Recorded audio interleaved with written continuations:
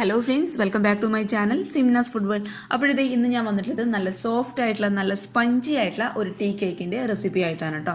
അപ്പോൾ ഈ ഒരു ടീ കേക്കിൻ്റെ പ്രത്യേകത എന്താണെന്ന് വെച്ചാൽ ഇത് നമ്മൾ തയ്യാറാക്കി എടുക്കുന്നത് നമ്മുടെ പതിവ് രീതിയിൽ തന്നെ ഓവനും ബീറ്ററും ഒന്നുമില്ലാതെ. പക്ഷേ ഇതിന് വേറൊരു പ്രത്യേകത കൂടെയുണ്ട്. സാധാരണ നമ്മൾ കേക്ക് ചെയ്യുന്നത് മുട്ടയൊക്കെ ചേർത്തിട്ടാണ്. അപ്പോൾ നമ്മൾ ഈ ഒരു കേക്ക് ചെയ്തെടുക്കാനായിട്ട് പോകുന്നത് മുട്ടയൊന്നും ചേർക്കാതെയാണ് കേട്ടോ. അപ്പോൾ എല്ലാവരും ഒന്ന് കണ്ടു നോക്കുക, എല്ലാവർക്കും ഇഷ്ടപ്പെടും. കാരണം നമ്മൾ മുട്ടയുടെ സ്മെല്ല് പലർക്കും ഒരു പ്രശ്നമായിരിക്കും. അപ്പോൾ അത് ചേർക്കാതെ ഉണ്ടാക്കുന്ന കേക്ക് നിങ്ങളും കൂടി ഒന്ന് തയ്യാറാക്കി നോക്കുക കേട്ടോ. അപ്പോൾ നമുക്ക് പെട്ടെന്ന് തന്നെ വീഡിയോയിലോട്ട് കടക്കുന്നതിന് മുന്നേ ചാനലിലെ വീഡിയോസൊക്കെ എപ്പോഴും പറയുന്ന പോലെ ആദ്യമായിട്ട് ആരെങ്കിലും കാണുകയാണെങ്കിൽ സബ്സ്ക്രൈബ് ചെയ്യുക. അപ്പോൾ നമുക്ക് പെട്ടെന്ന് തന്നെ മുട്ടയൊന്നും ചേർക്കാതെ നല്ല സോഫ്റ്റ് ആയിട്ടുള്ള നല്ല സ്പഞ്ചി ആയിട്ടുള്ള ഈ ഒരു ടീ കേക്കിൻ്റെ റെസിപ്പി എങ്ങനെയാണ് ചെയ്യുന്നത് നോക്കാം. പത്രത്തിലുള്ള ഈ ഒരു കേക്ക് റെഡിയാക്കി എടുക്കാനായിട്ട് ഞാനിപ്പോൾ ഇവിടെ എടുത്തിട്ടുള്ളത് 250 ml കപ്പിൽ അര കപ്പോളം മൈദയാണ്. അപ്പോൾ കേക്കിലുള്ള ഇൻഗ്രീഡിയൻസ് എടുക്കുമ്പോൾ എപ്പോഴും ശ്രദ്ധിക്കുക, അളവുകൾ അങ്ങോട്ടും ഇങ്ങോട്ടും മാറിപ്പോകാൻ പാടില്ല. നമ്മുടെ കേക്ക് ആകെ മൊത്തം ഫ്ലോപ്പ് ആകും കേട്ടോ. അപ്പോൾ കേക്കിനുള്ള ഇൻഗ്രീഡിയൻസിൻ്റെ അളവുകൾ എപ്പോഴും ഒന്ന് ശ്രദ്ധിച്ചേക്കുക.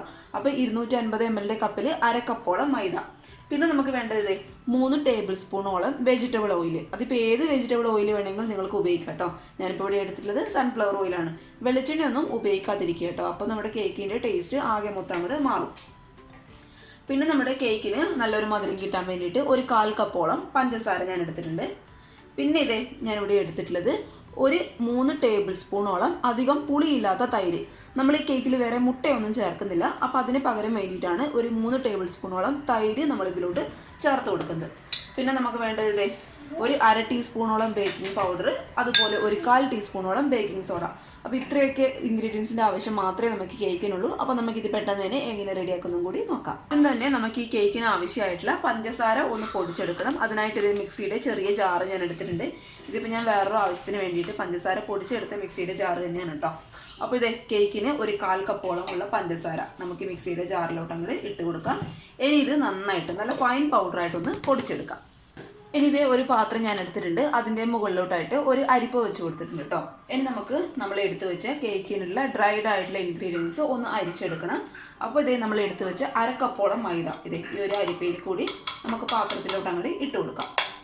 ഇനി ഇതിൻ്റെ കൂടെ തന്നെ ഒരു 1/4 ടീസ്പൂണോളം ബേക്കിംഗ് സോഡ ഞാൻ ഇട്ട് കൊടുക്കുന്നുണ്ട്.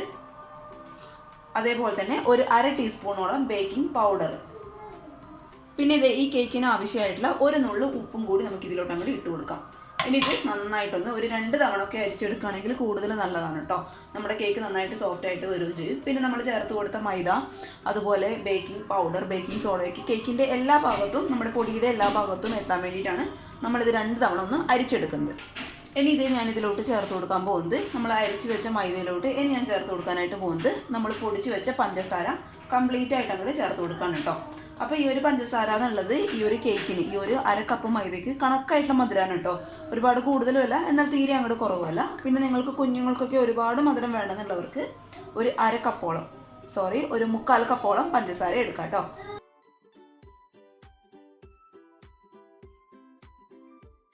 ഇനി ഞാൻ ഇതിലോട്ട് ചേർത്ത് കൊടുക്കാൻ പോകുന്നത് നമ്മൾ എടുത്തു വെച്ച ഓയിൽ കംപ്ലീറ്റ് ആയിട്ട് ഒഴിച്ചു കൊടുക്കുകയാണ്.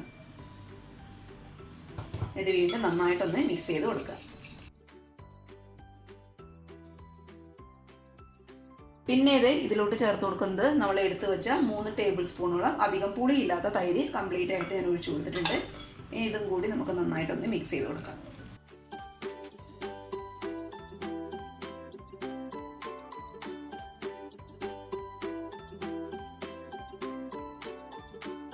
കേക്കിൻ്റെ ബാറ്റർ ഞാൻ നന്നായിട്ട് മിക്സ് ചെയ്ത് വെച്ചിട്ടുണ്ട്. അപ്പോൾ ഇതിപ്പോൾ കണ്ടോ, ഇച്ചിരി കട്ടയായിട്ടാണ് ഇരിക്കുന്നത്.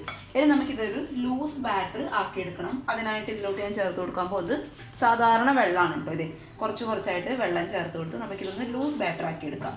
അപ്പോൾ നന്നായിട്ട് ഒരു വിസ്കോ അല്ലാന്നുണ്ടെങ്കിൽ ഫോർക്കോ വെച്ചിട്ട് കുറച്ചായിട്ട് വെള്ളം മിക്സ് ചെയ്തതിന് ശേഷം കുറച്ചായിട്ട് വെള്ളം ഒഴിച്ചു കൊടുത്തതിന് ശേഷം നന്നായിട്ട് അങ്ങോട്ട് മിക്സ് ചെയ്ത് കൊടുക്കുക കേട്ടോ. അപ്പോൾ ഒരു ലൂസ് ബാറ്റർ, അത്യാവശ്യം ഒരു ലൂസ് ബാറ്റർ ആക്കിയെടുക്കാം.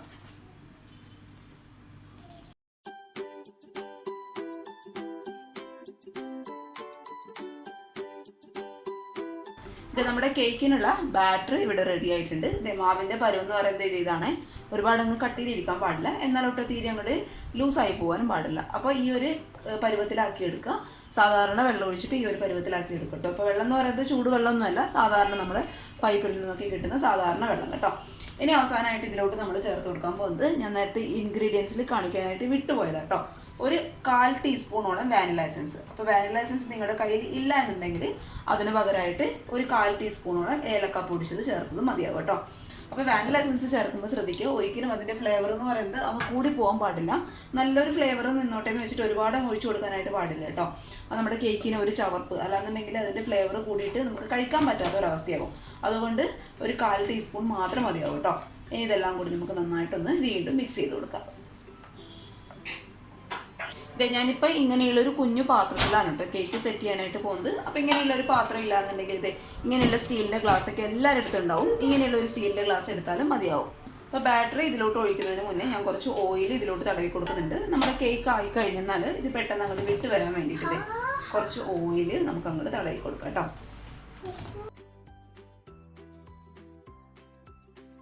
ബാറ്ററി കംപ്ലീറ്റ് ആയിട്ട് ഞാനൊരു പാത്രത്തിലോട്ട് ഒഴിച്ചു കൊടുക്കുകയാണ്.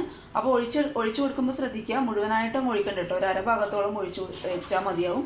കാരണം ഇത് ബേക്കായി വരുമ്പോൾ നന്നായിട്ട് അങ്ങോട്ട് പൊങ്ങി വരും. അപ്പോൾ ഒരു 1/4 ഭാഗത്തേക്ക് ഒഴിക്കുകയാണെങ്കിൽ പുറത്തോട്ട് പോകാനുള്ള സാധ്യതയുണ്ട്. അപ്പോൾ അത് ഒഴിവാക്കാൻ വേണ്ടിയിട്ട് ഒരു അരഭാഗത്തോളം മാത്രം ഒഴിച്ചാൽ മതി കേട്ടോ.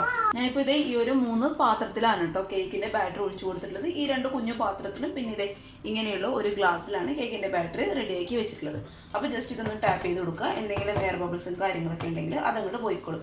ഇനി ഞാൻ ഇതിൻ്റെ മുകളിലോട്ടായിട്ട് കുറച്ച് പിസ്ത ഒന്ന് ഗ്രേറ്റ് ചെയ്തിട്ട് ഇട്ട് കൊടുക്കുന്നുണ്ട്. അത് കേക്ക് ആയെന്ന് കഴിഞ്ഞാൽ കാണാനായിട്ട് നല്ല ഭംഗിയായിരിക്കും കേട്ടോ. അപ്പോൾ പിസ്ത ഇല്ലാന്നുണ്ടെങ്കിൽ കുഴപ്പമൊന്നുമില്ല കേട്ടോ. ഞാനൊരു ഭംഗിക്ക് വേണ്ടിയിട്ട് മാത്രം ചെയ്ത് കൊടുത്തതേ ഉള്ളൂ. അപ്പോൾ നിങ്ങൾക്ക് പിസ്തയ്ക്ക് പകരമായിട്ട് വേണമെന്നുണ്ടെങ്കിൽ ടൂട്ടി ഫ്രൂട്ടി കട്ട് ചെയ്തിട്ട് കൊടുക്കാം. അതല്ലാന്നുണ്ടെങ്കിൽ ചെറി കട്ട് ചെയ്തിട്ട് വെച്ച് കൊടുക്കാം. അതൊക്കെ നിങ്ങളുടെ ഒരു ഭാവനയ്ക്ക് അനുസരിച്ചിട്ട് ഒന്ന് ഡെക്കറേറ്റ് ചെയ്ത് കൊടുക്കാം കേട്ടോ. അപ്പോൾ 2 കുഞ്ഞ് ബൗളിലും ആ ഒരു ഗ്ലാസ്സിലും ഞാൻ പിസ്ത റെഡിയാക്കി ഇട്ട് കൊടുത്തിട്ടുണ്ട്. ഇനി സ്റ്റൗവിൽ ഞാനൊരു പാത്രം വെച്ച് കൊടുത്തിട്ടുണ്ട്. അതിലോട്ട് നമ്മുടെ കേക്കിൻ്റെ ടിന്ന് ഡയറക്റ്റായിട്ട് ഇറക്കി വെക്കുകയാണെന്നുണ്ടെങ്കിൽ കേക്ക് പെട്ടെന്ന് കരിഞ്ഞു പോകും. അത് ഒഴിവാക്കാനായിട്ട് ഇങ്ങനെയുള്ള ഒരു പാത്രം വെച്ച് കൊടുക്കാം. ഇനി ഇങ്ങനെയുള്ളൊരു പാത്രം ഇല്ലാന്നുണ്ടെങ്കിൽ ഒരു സ്റ്റാൻഡ് ആയാലും മതി കേട്ടോ. എന്തെങ്കിലും ഒരു പാത്രം വെച്ചാലും മതിയാവും. നമ്മുടെ കേക്കിൻ്റെ ടിന്ന് ഡയറക്റ്റായിട്ട് ഇറക്കി വെക്കാനായിട്ട് പറ്റത്തില്ല.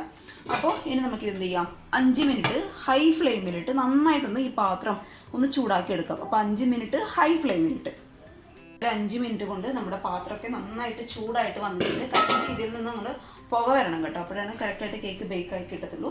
ഇനി നമുക്ക് നമ്മൾ റെഡിയാക്കി വെച്ച കേക്കിൻ്റെ ബാറ്റർ ഒഴിച്ച് വെച്ച കേക്ക് ടീനിനെ ഇതിലോട്ട് അങ്ങോട്ട് ഓരോന്നോരോന്നായിട്ട് അങ്ങോട്ട് ഇറക്കി വെച്ച് കൊടുക്കാം.